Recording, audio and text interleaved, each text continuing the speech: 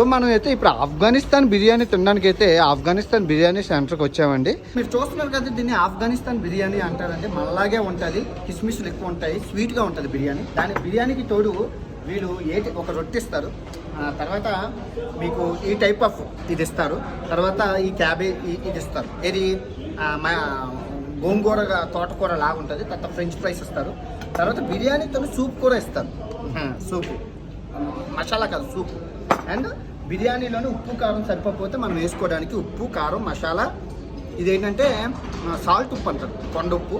ఆ తర్వాత ఇది పుదీనా చట్నీ బిర్యానీతోని. అండ్ ఇది ఏ క్యాయ్ బాయ్ ఫిట్నీ స్వీటేనా. బిర్యానీ తర్వాత తినడానికి ఫిట్నీ ఇస్తారు.